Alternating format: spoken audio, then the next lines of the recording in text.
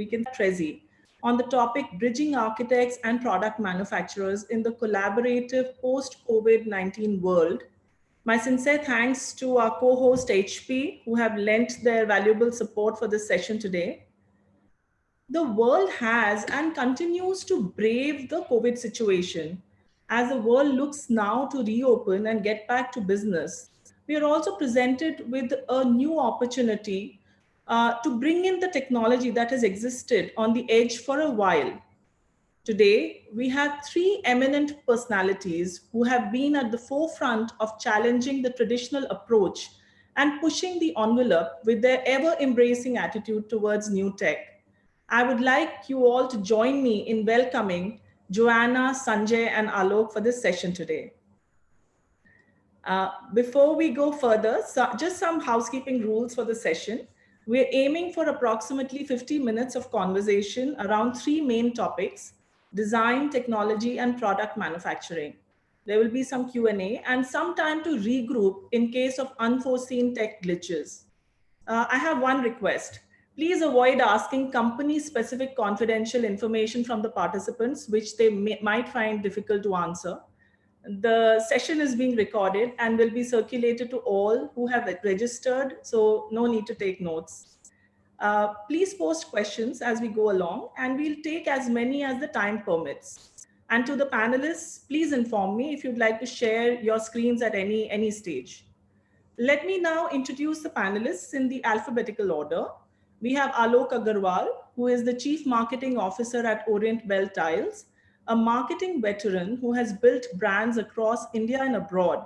He was recognized as the Digital Marketeer of the Year, CPG, by the IAMAI in 2017.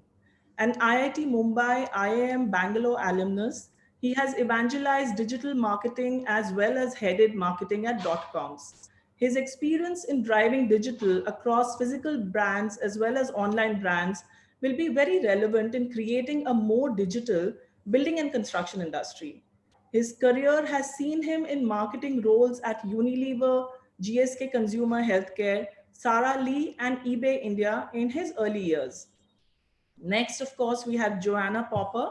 Joanna is HP's Global Head of Virtual Reality for Location-Based Entertainment and leads go-to-market initiatives for XR. Prior to this, she was EVP of Media and Marketing at Singularity University and VP Marketing at NBC Universal. Joanna is trilingual in Spanish, Portuguese, and English, and has written for Huffington Post, Ocean Drive, Lip Service Stories, and Traveler's Tales. She was also listed under 50 Women Can Change the World in Media and Entertainment, Top Women in Media Game Changers, Top Women in Media Industry Leaders, and many more.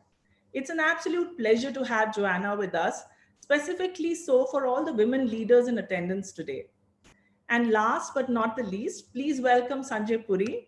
Known for creating designs that are revolutionary, the industry stalwart Sanjay is a principal architect at Sanjay Puri Architects, one of the leading architectural practices in the country. Not many would know that Sanjay decided to study architecture after reading Fountainhead, the classic by Ayn Rand. His firm, Sanjay Puri Architects, is listed in the top 100 architects worldwide and has won over 150 international architecture awards, as well as the Construction World's Architect of the Year award 13 consecutive times. Evolving design solutions that are contextual and revolutionizing the experience of spaces, the firm also tops the list of WA Community UK award winners across the world. So guys, this is something that we've known about our panelists in some shape or form. But in the last few days, since we've been planning this session, I've had the opportunity of hearing from each one of them that one thing that the rest of us don't get to hear on the regular platforms. Alok has a newfound exercise regime, is into healthy eating, and is going back to the roots with drinking water in copper water bottles to maintain a holistic, healthy lifestyle. And interestingly, both Joanna and Sanjay have been working out in VR in these times. Hope we get some tips from them by the end of this session. So with that, let's get started. We are starting with running a quick poll. This is basically to gauge who are our participants and from which sectors, so that the panelists can address their responses bearing in mind the audience diversity. So Ganesh, can I request you to kindly start the poll now and present the results once done?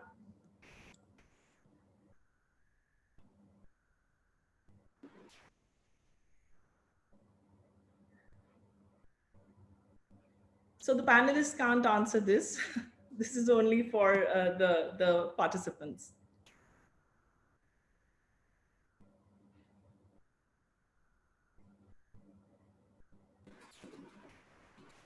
The poll is running, Tithi, so I've started it. So how much time, Ganesh, will it take for us to get the results?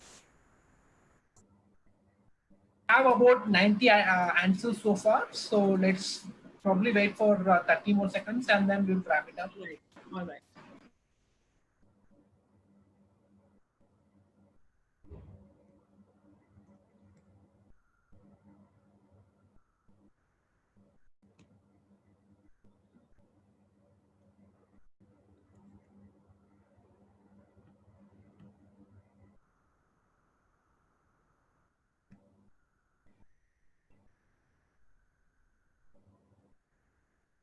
So Ganesh, I think now we can publish the results. Okay.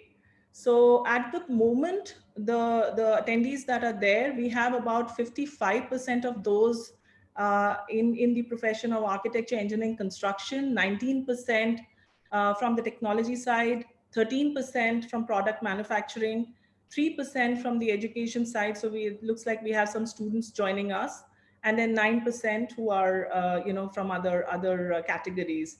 But it's good to know that, so that we can make sure that all our responses are accordingly constructed. So let's get going with our topics. Our topic one is design in terms of how the design process is adapting to new technology. Given that AEC, the architecture, engineering, construction industry, has been somewhat slower than other industries. And I would like to start with you, Sanjay. What are your views on this? Sanjay, you're on mute. Okay, so the architecture industry is going to be slow for a while because, as we all know, the migrant workers, which form the bulk of the people who are actually into creating the interiors, architecture, construction, are all away. They have gone through a lot of distress, and I think it'll be a while for them before they come back. So the few people that I spoke to from the industry, from these workers, have all mentioned that they are not looking at coming back for the next 4 to 6 months. So let's see what happens, because it's going to take that much longer for all these people to come back, and so therefore without them we cannot restart anything.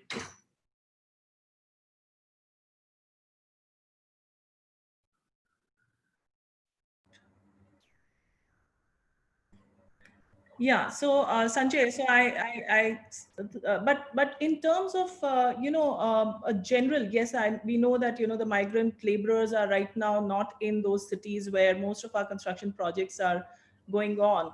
But in terms of the just in terms of the industry itself, and especially the design process itself, do you see that the new technologies that have come up that is actually going to have some impact on the way we have traditionally dealt with design?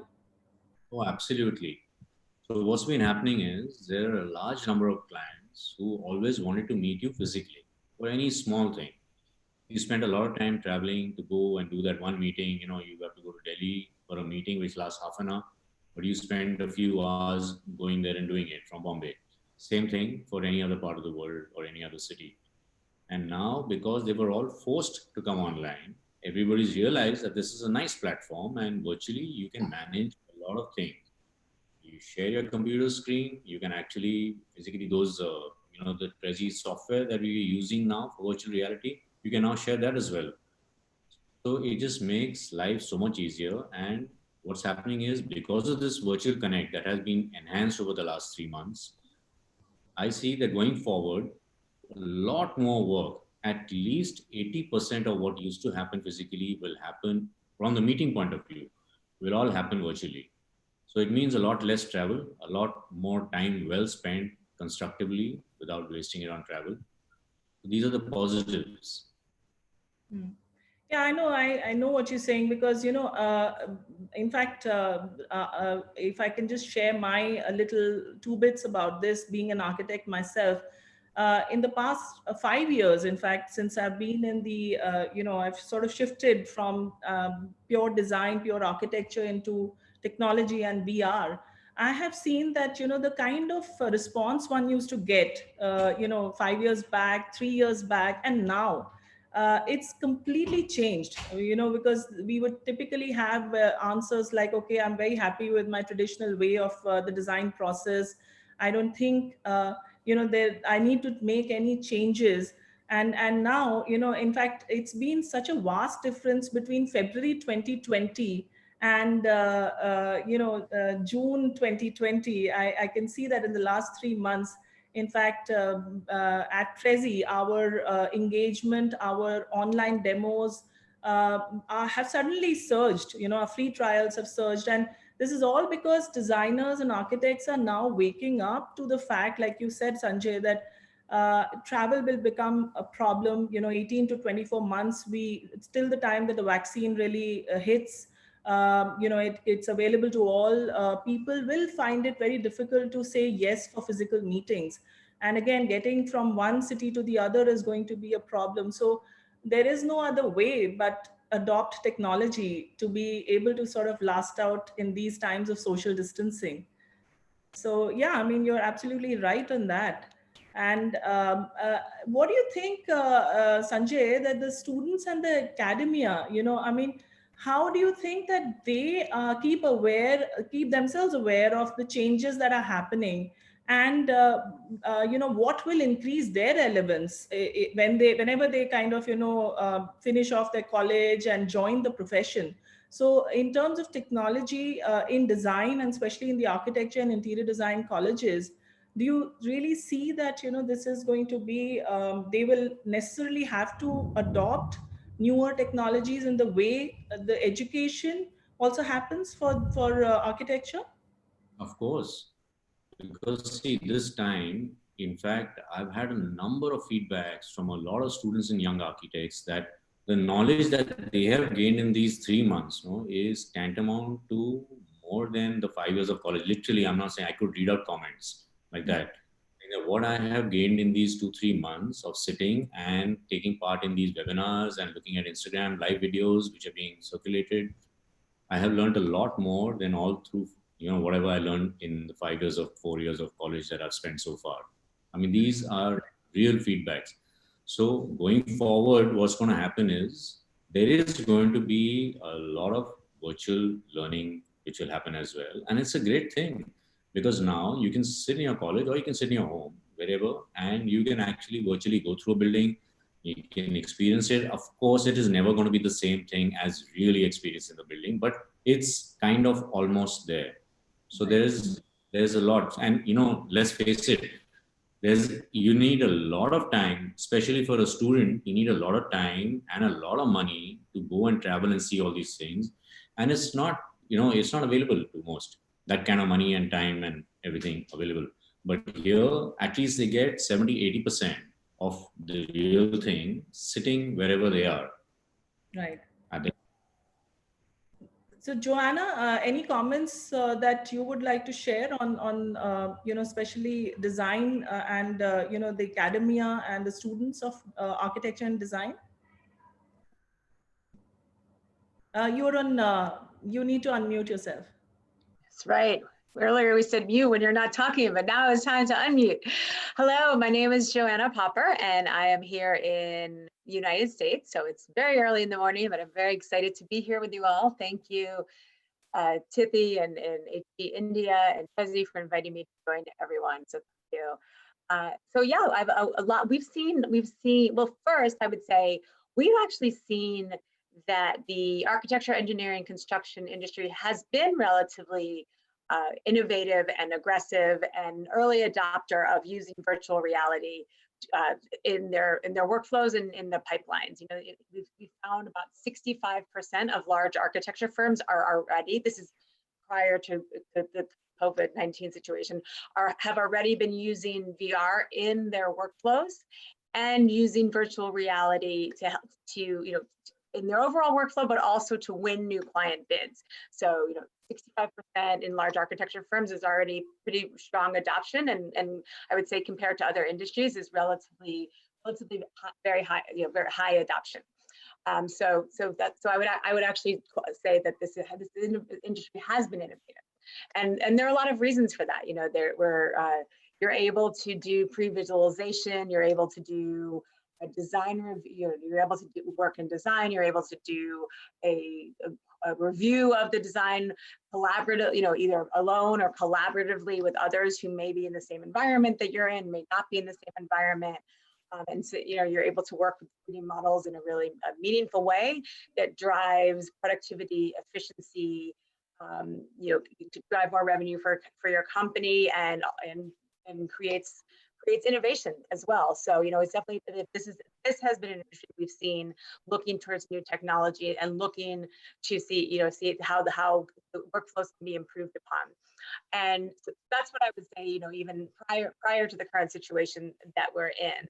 And this, we've only seen virtual reality and the need for virtual reality and remote collaboration accelerating during this time period.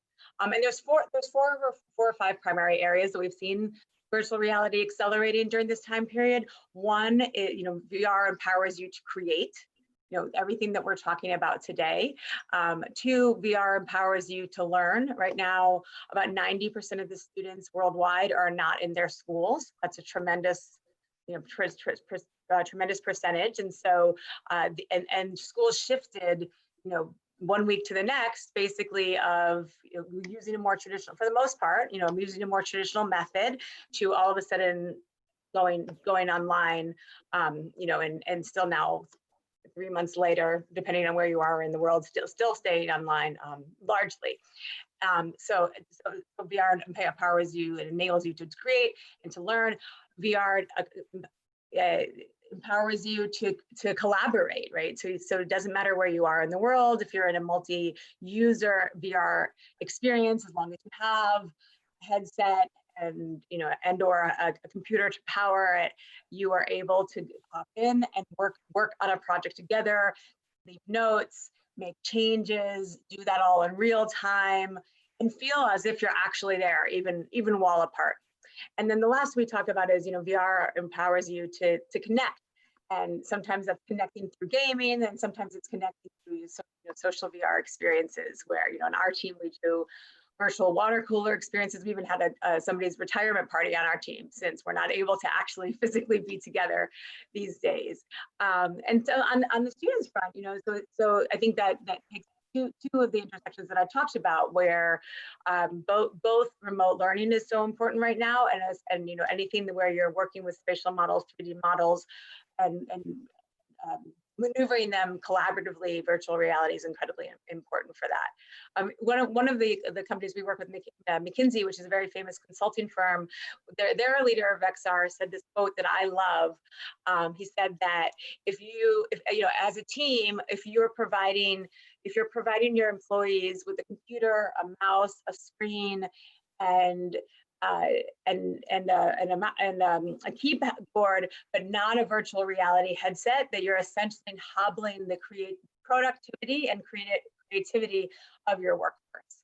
So there's a lot, a lot of really great things that VR enables. And so we're mainly talking about the construction side, but we also have seen people use virtual reality on the end side, where they're using virtual reality for pre-visualization to actually go ahead and sell the construction to end consumers, especially for high-end apartments. Yeah, that's really, there's a lot happening, and I'm so glad that you've taken up some of the points which we keep talking about, within our organization all the time, just to put the message across that how is VR helping in so many different ways. Alok, in your opinion, what trends are indicating, seamless process adaptation across design and manufacturing? Since you are on the manufacturing side, I thought that, you could possibly shed some light on this. Right. No, I think it is happening. As first of all, the fact that we're having a panel discussion talking about digital in AEC is itself the start of a trend, I hope. Increasingly outside, you see friends competing as well. So Google and Apple will collaborate for making a software in one place. They will compete in other places. Apple competes with Samsung, so that's the other extreme. So, you know, we are increasingly seeing frenemies, as we call them, and the same thing should happen in the AEC industry. Now, I mean, from my perspective, I also see my channel partners increasingly becoming digital. So they were very uncomfortable with anything beyond WhatsApp earlier. Now they are participating in Zoom calls. They are participating in visualization softwares like Quick Look, which we are doing. So the trend is definitely picking up. I think we have to figure out how we can make, let's say, buying building materials in the AEC industry much more frictionless. And if part of it is using collaborative software, VR or AR, that doesn't really matter. It would really help. We have to remove the friction in all the purchase journeys of the various players in this industry.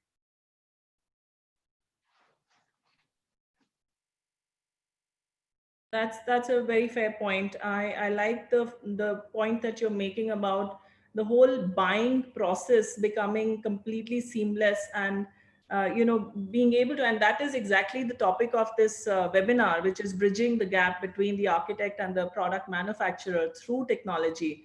And you've really talked about that, so that's great. Joanna, let me come back to you. How is the hardware technology currently meeting the industry ask? Because this is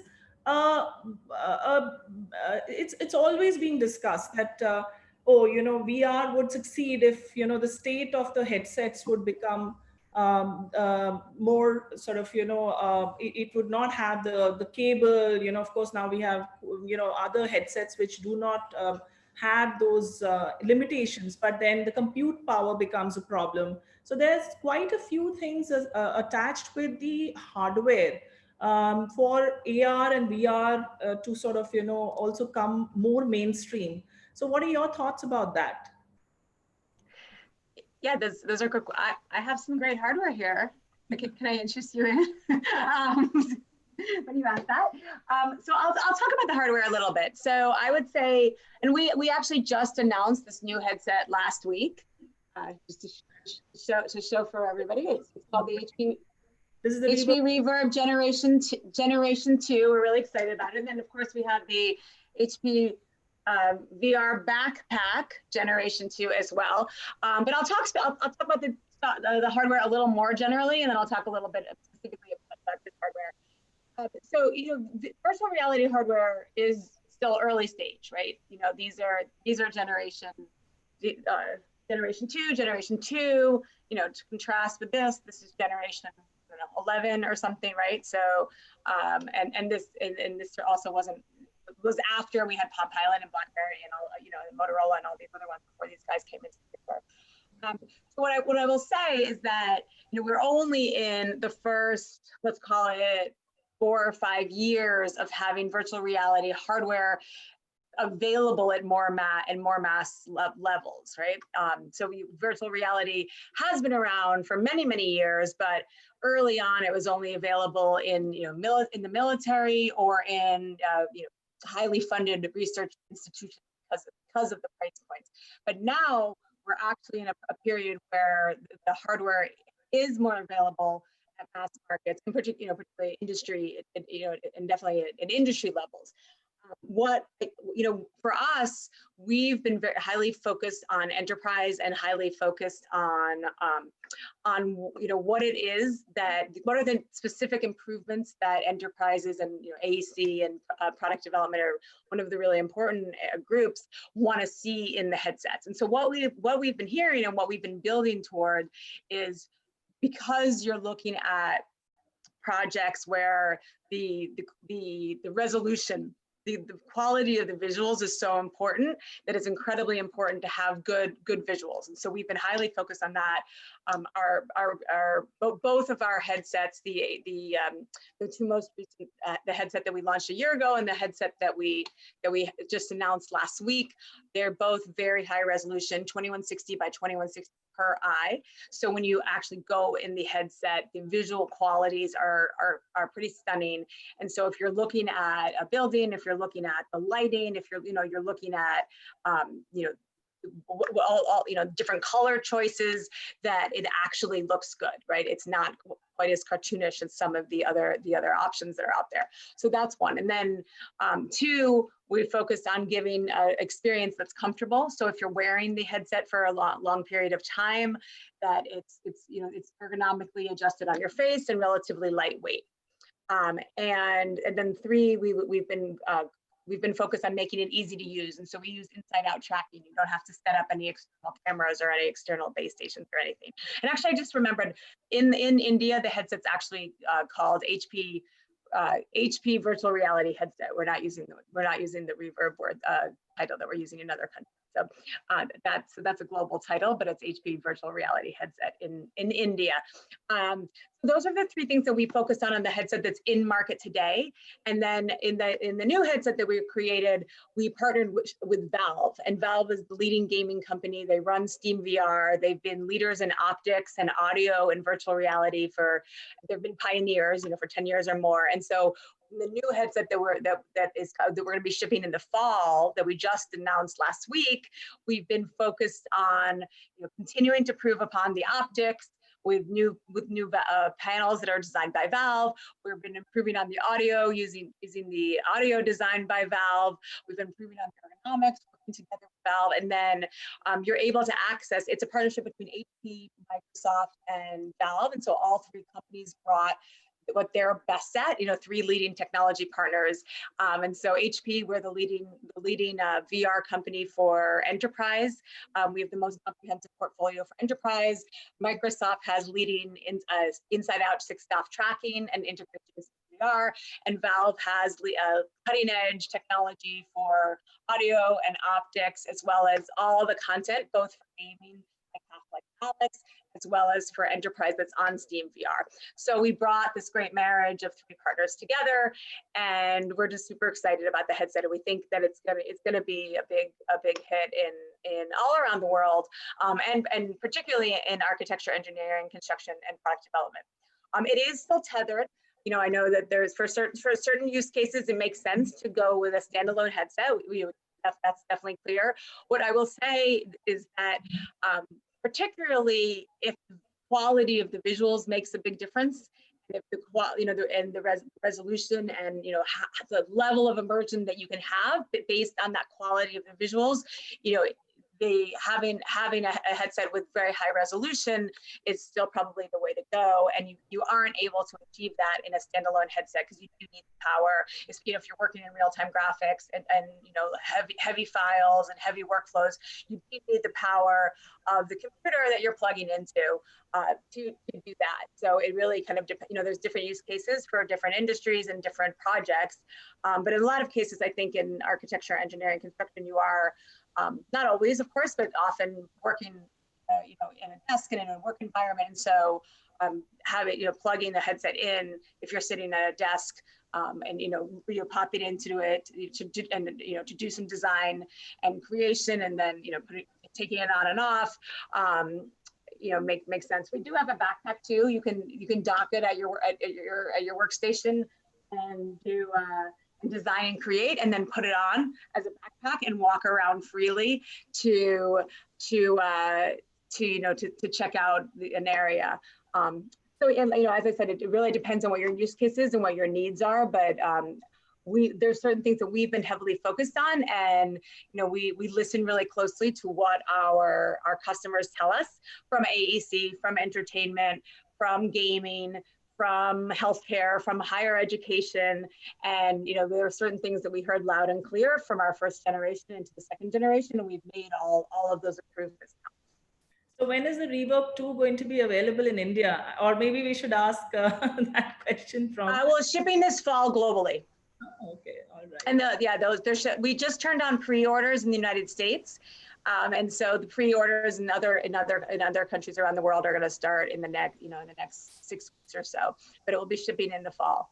And I wanted to mention some projects we've done on our own team using virtual reality, but we can move back to that a little later. Sure. No, I actually, with that, wanted to move to our second topic, which is technology. And you've already sort of answered some of those points, and I was just making my notes. The question that I wanted to ask you was that, what are the drivers other than COVID, that HP sees for VR to accelerate decision making? And you have actually partly answered that. You talked about how VR can be used to create, to learn, to experience, to collaborate, and to connect. But do you see that there are some other drivers? Because obviously this situation, the COVID-19 situation that the world is seeing right now, I don't think any of us on this webinar have, and even, people who have probably seen the earlier sort of dot-com busts and, the Great Depressions, etc., could have ever been able to envisage that something like this would happen and the entire buying and selling behavior would change. So what are the other drivers that you are seeing, for VR to accelerate decision making?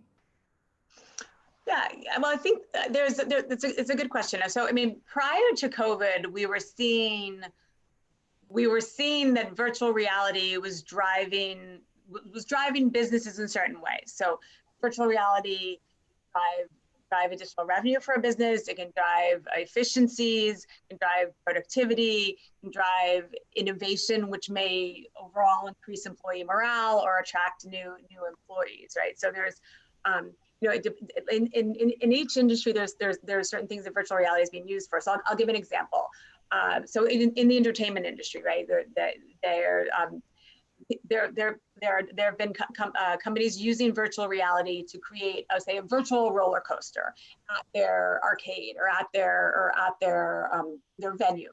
Now, so what does that do? Now, you might look at it and say, oh, that's maybe that's an expensive option. However, if you compare a virtual reality roller coaster with a real life roller coaster, actually, it's a much more efficient option to pay for a virtual reality roller coaster, right? So, essentially, it was a company we worked with. They rolled out 135 virtual reality roller coasters across all of their venues across all of the United States at once, right? And so they were able to create one game with a partner, and it was a movie IP, create the game, buy the hardware, install the hardware all across all of their locations, do national advertising, and drive additional traffic to their store, and their stores all across, and give people this really exciting experience of having this virtual reality experience and feeling like they were going on a roller coaster, and all at this. So they were able to drive revenue, they were able to decrease their costs, and they were able to give themselves this image of having an innovative experience for their customers, right? So that's an example, from a different industry, but I think there's always parallels from one industry to another that you can pull back and look at. On the other hand, in the training industry, when somebody goes into virtual reality, a comparison is in training. If you're trained in a traditional method, like say you read a book, you tend to retain 5% of what you read.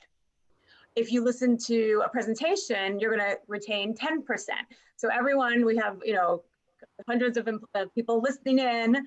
All of you are going to have to decide which 10% you want to retain from this conversation, because that's all you're going to retain. So just to make sure that it's a good 10% that you do.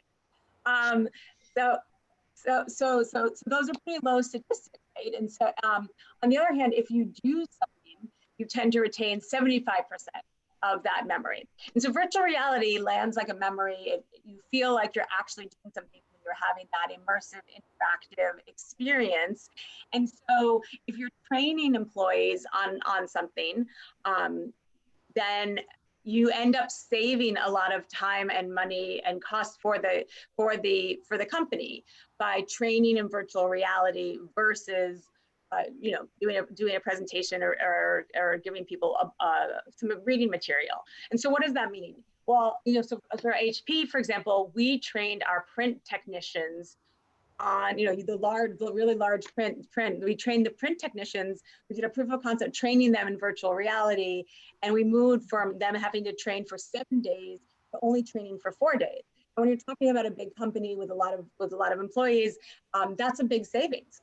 And so we're seeing, the first responders, nurses and doctors who are coming out of retirement during COVID, who are now getting trained in virtual reality to get them up to speed really fast. We're seeing, military in different places get trained. We're seeing in both. I will actually just stop you here. I'd like to bring in the others as well. Yes. I was reminded by the timekeeper that we have to just. Oh yes, please. So Sanjay, let me come to you. What barriers, they could be perceived actually there, or some practical issues that need to be overcome to increase adoption, especially in our industry, which is the architecture, engineering, construction? That's a tough one, because so we've just started using it a few months back, as you know, and we found it very, very effective. In fact, in one case, there was this client for who we were continuously changing plans. And every time he said, he started with a house. He wanted to make a house about 10,000 square feet. When he looked at the room sizes, he said, no, this is not enough. I want bigger, bigger, bigger, bigger. By the time we finished the design based on his so-called perceived sizes, the house landed out to be 27,000 square feet. Then he said, it's too big. He said, but I'm not getting the feeling that it's big enough. And finally, then when we modeled the whole house using your software, the Trezi software, and then we ran through. He spent 1 hour with the headset, went to every single point, and at the end he was completely satisfied. So it helped us to freeze the design. So it actually, had we started it from day one, it would have cut down at least 1.5 months of options. So I think it's really good as it is right now. Yes. And then there is a whole thing about sharing, which we discovered, with what Joanna just explained. So how you can share the process with somebody sitting in another city or another country. So I think so far it's pretty good. It's really allowing us to completely explore the space before you have actually constructed it. And not only the space, you can also change materials and lighting and experience that as well. So as of now, what I feel is it's really good. So what you could improve is only the material palette and the lighting options, so that it becomes still more realistic when it comes to architecture. Yeah, this is all sounding like music to my ears, but because this is what we've been trying to, keep talking about, and educating the industry, to be able to kind of adopt newer things. And so this is great stuff that the example that you shared, that was great.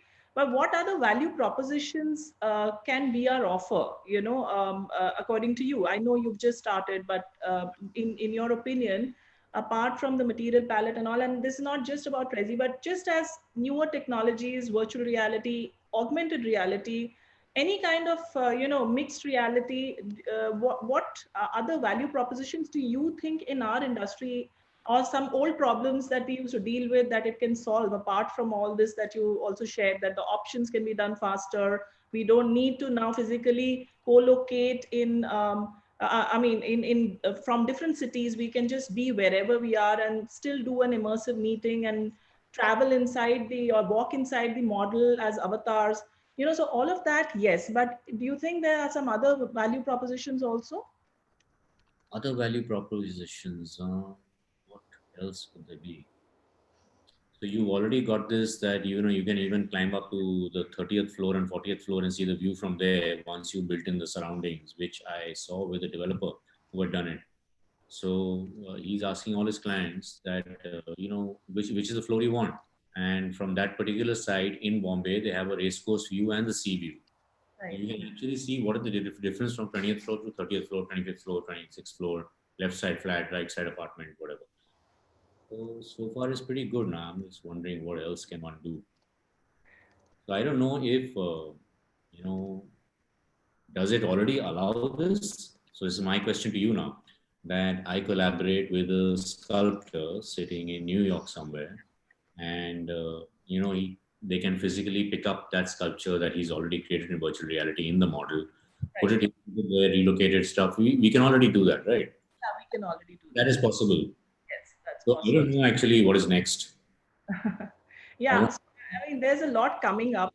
There is, of course, the whole aspect of AR which can be brought in, and that is particularly relevant for product manufacturers. And I'd like to bring in Alok here, because that is also something that, of course, at Trezi we are trying to get to. But coming back to the topic, Alok, just tell us, what do you think? How can price barriers be removed for scaled use? What is your opinion? No, sure. Let me answer. Let me also, build a value prop for Sanjay and for you. One of the things that architects often struggle with us is, okay, what are the gray tiles you have? What are the tiles with a geometric design? Can I have a tile that looks like this Pinterest picture? Now, today, this is all human dependent. We have already codified it in our website, and it can be very easily put on a VR platform to make the discovery of an architect easier. And that's a fabulous value prop because it's digital. So suppose, Tithi, you have a lovely painting at the back of your head. Now, just imagine we want a tile that looks like that. We take a picture. Uh, I can search it using visual image recognition. I can tell you today on my website which are the tiles that look similar to it. So I think that's the value prop. By digitizing it, uh, the possibilities become endless. And I think what's great about Trezi is you're opening up to other partners, and every partner will come with their own ingenuity to make things better for the customers. And that's a fabulous value prop that Trezi could have. So Wonderful. That's great to know that, Alok. and going to the price question, I think I would not treat price as the problem. The problem is value. Mhm. Uh, so the problem is value, meaning there is a lot of inertia. So it's awesome that Sanjay Puri and his team is completely sold on to a digital tool for collaboration. Uh, but I know there would be another 10,000 architects, if not more, who would hesitate, कि यार चल तो रहा है, why change? And I think the inertia is the primary issue to be overcome. Uh, and I see this everywhere. So I think we will have to innovate. We might have to develop subscription models, pay-per-use models. I don't know what those models would be. And the idea is to basically get people to use it, try it, and experience the value prop. You're so right, and we believe in Trezi that we will have to. I mean, there is no point of having physical sampling. We believe in digital twins, and coming to the third topic, and I think we this is nicely leading up to the third topic, which is essentially products. Alok, how relevant will distance be in keeping product marketing and sales effective, especially now with all this social distancing? Yeah, no, absolutely. In fact, this is exactly what PBS Shrikant is also asking as a question. So if I were to answer to him, I would reflect on what Sanjay was saying earlier, which is that it takes a lot of time for a half-an-hour meeting in Delhi. And believe me, the pain is very much the same, even for choosing a particular sample. Just imagine from famous studios to, let's say, Vashi, traveling just because you need to meet a client or choose a sample. Just not worth it. So obviously, I'm hoping that increasingly the AEC industry adopts digital because when the industry adopts digital, I really think all of us stand to gain. Yeah, it's got to eliminate the friction, and there is a lot of cost hidden there. And as you remove the friction, it will make it better for all of us around. Great. That's really good to know, and especially the fact that there is now this collaboration where the architect and the building product manufacturer through technology can come together.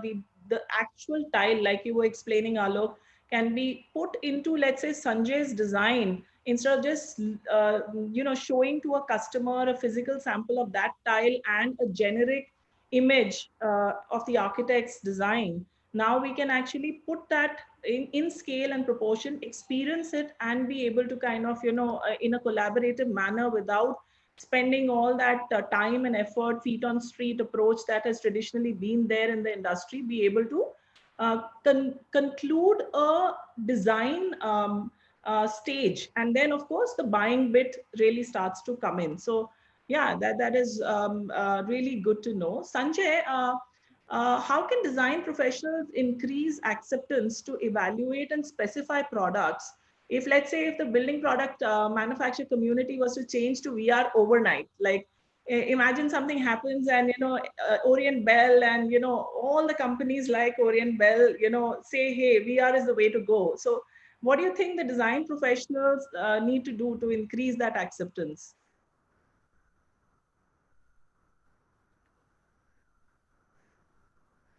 Sanjay, you're on mute. Sanjay? Yeah. So the thing is, the design professional, number one, have to open their mind and get involved in the software, because without it, it's not going to happen, right? So it's all a question of this process and the advantages of creating everything in VR being widely spread, so that people understand, with all these aspects in mind. So you can see a thing before it gets made and highlight all of these points, as so you make less mistakes. Number one, you coordinate with various services and MEP and all of that. Number two, number three, the client understands everything prior to it being done, so there is no surprise at the end. And number four, obviously, it cuts down the time, most importantly, for all kinds of travel, all kinds of meetings. Like you said, select a marble, select a tile, select a sanitary fitting, put all of that in the virtual world and put it there the way you want to design it. Great, thank you, Sanjay. Joanna, in the technology, in the product section, one question from you I really wanted to ask: what needs to be done to democratize VR and collaborative technology within the manufacturing ecosystem? And is a level playing field possible? That's a really good question. Well, I think there's a couple of things that are happening that drives towards democratizing it. So one, for example, the fact that right now, having access to a webinar like this, you can tune in anywhere around the world. You can, as long as you have an internet connection, right? So first, so we already start with, is that fully democratized? No, it's not fully democratized yet, right? You need to have an internet connection, and you need to have a computer or a cell phone to be able to tune in. But right now, some of the previous barriers we had around having to travel places, having to be able to afford expensive tickets for expensive conferences, some of those barriers have decreased in the current situation. That as long as you're as long as you do have internet and a way to get on the internet and willing to be up at any time of day or night that something's happening on another time zone, you have access to a lot more information and a lot more people, right? So all of the people around the world that are tuning in are getting to ask these great panelists their questions. That's one thing that's happening right now. I would say, that the cost of technology over time decreases, but it's still not in a place that it's completely democratized, for sure. But that, also it's about thinking about what is the ROI of that technology. And so the way we think about, how much money we spend on a cell phone, right? We think about the value that the cell phone brings to us overall. And so if you are a student or you're a business trying to decide if you're going to invest in this technology, the software, what is that going to drive for you revenue, and what it's going to drive for you business wise. But I think we're still see, as I said earlier, it's still early, it's still nascent, and so we'll still see the democratization of it spreading in the future. Okay, thank you so much. That's good to know. That was a very engaging. And then, but also I would like to mention for like Trezi, for example, the fact that you're able to use it in VR or on your desktop, does definitely help that democratization. And so you can be working on a team where some people have the VR access and some people have a desktop access, and that that extends the reach and takes steps towards the democratization. So I think it's fantastic that Trezi has both of those options. Okay, great. So that was a very engaging discussion, and I think I'm right dot on time. We are receiving a lot of questions from the participants. We will take a few here, and the ones that we may not be able to take up today, please don't worry. We will respond to the maximum possible through our blogs and mailers over the course of the next week. But just let me take some questions. So I can see here there is one question for Alok. As an early adopter of VR, is your brand likely to benefit by being seen as a first mover in its category and redefining the way tiles are marketed? Well, I hope so. I think our purpose is to make tile buying easy and convenient for architects, especially. It needs to be much more frictionless than it is. Very funnily, nothing has changed when it comes to buying tiles in the last 30 years. The last innovation that happened in the tile industry was when a company opened a experience center. And so the entire tile shopping journey has to evolve and fit into the new world. And we are going to do it.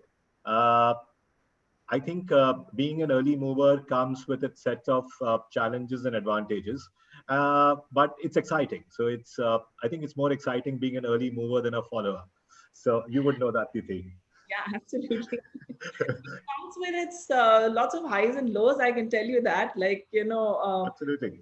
But yes, it's extremely satisfying when you believe in something, a little ahead of time, and you are able to kind of last out till it becomes the norm and it becomes mainstream, and still keep that passion going. So absolutely, I think you're very right. And in fact, it's really we also love to interact with people who have, like Sanjay was saying, an open mind, and who are looking into the future, saying that how are things going to change, instead of just saying, hey, I'm very fine with the way things have been, and nothing needs to change, I'm just perfect the way I am.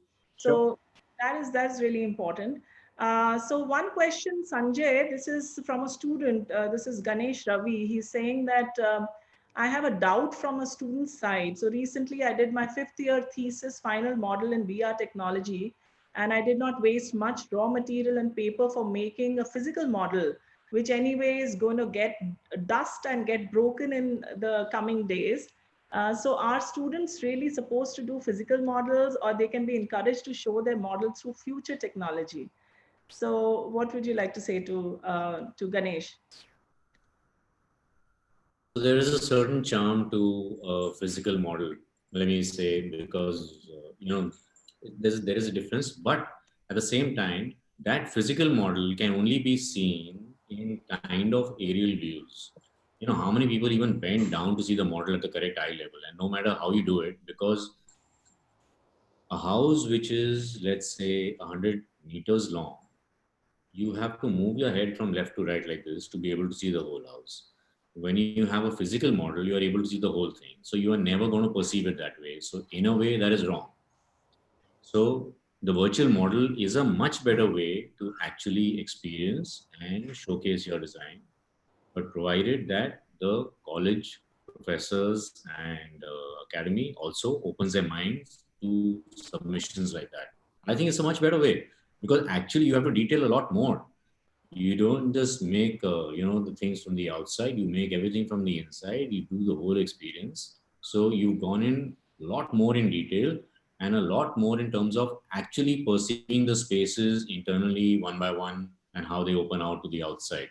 So I think virtual model is a much better way to do it. But then, the colleges have to agree. The faculty has to agree, and they should. And I just want to add a point there, Ganesh. So, Trezi is actually being used by a lot of students. They have, done their thesis just like what you were talking about, in Trezi, and created, VR sort of models for their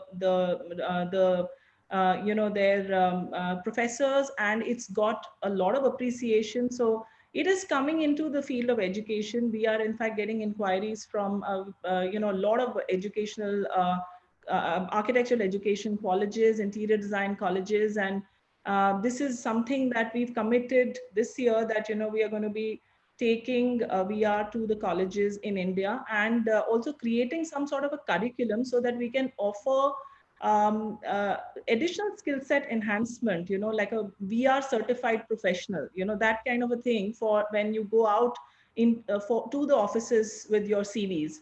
So that's something that's happening. So again, you are one of the, the early movers. So hang in there, believe in new technology. Okay, one last question I'm taking. There are quite a few, but one for Joanna. I just saw that question about. Well, I answered a lot of them on the chat. Yeah, I know. Oh, okay. You already have. I typed a lot of the answers because I didn't think we were going to get to them all. All right, that's why it's disappeared. No, so then I think we just have 4 more minutes, and I just want to just wrap up now, and we'll of course answer the questions, individually as well. So.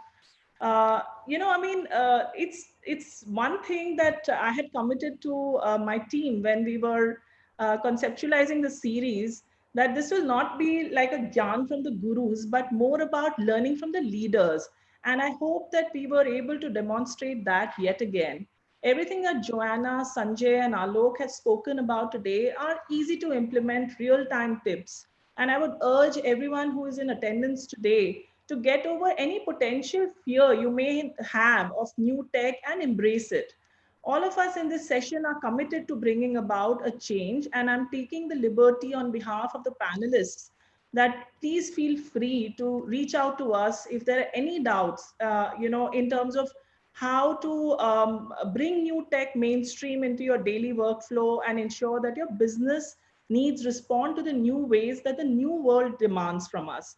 So just before we end, I would request our panelists to give their final sort of closing remarks. Joanna, would you like to go first, followed by Sanjay and Alok? Sure. First, thank you for inviting me here today. Trezi is such a leader in this field. We recognize them at a global level. We're so happy. Our colleague Wilton in India, from HP India, has been working closely with Trezi, and we've invited them to various international and global webinars that we've done. And I'm just happy to see there's such great attendance here in India and so much interest, and be here with esteemed colleagues. Sanjay and Alok and Tithi, and also the questions are so fantastic. So thank you for all of your interest. I dropped all of my contact information in the chat, and I'm also going to drop Wilton's information. So if everyone's welcome to contact me, but also please contact Wilton. He's local in India and can work directly with you on your projects. Thank you, Tithi, and thank you, Trezi. Sanjay, would you like to say something? Thank you, Tithi, and thank you, Joanna and Alok. It was a very interesting conversation. A lot of people in the meantime have been asking questions. How was the experience? And I've already said the experience has been very good, very good. So VR is the way forward. So thank you all. It was very interesting. Yeah, Alok? Right. I think I would urge those people in the audience to not accept friction when they see it.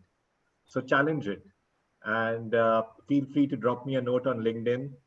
We are here to remove all your friction when it comes to buying tiles, or for that matter, anywhere else. So don't accept friction. That's the first part of the change you can do for all of us.